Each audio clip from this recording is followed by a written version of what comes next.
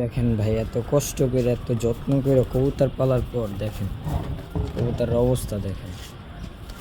দেখেন ও মানে ওর শরীরে কিছুই নেই। দেখেন ওর শরীরে কিছুই নেই, ওর পাও প্যারালাইজ হয়ে গেছে। দেখেন ওর অবস্থাটা দেখেন, দেখছেন?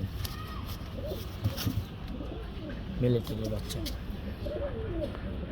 কত সুন্দর একটা বাচ্চা, অবস্থা কি! এত কষ্ট করে এত যত্ন করে পালার পর ভাই এরকম অবস্থা দেখলে না আসলে খুব খারাপ লাগে। দেখেন শরীরের অবস্থা কি হয়েছে, ওর শরীরে কিছুই নাই, ওরে জবে করা ছাড়া কোনো উপায় নেই। দেখেন হাড্ডি বের হয়ে গেছে। কী কারণে যে ওর বাপ মা ওরে খাওয়ায় না ভাই আমার এটা জানা নেই ভাই।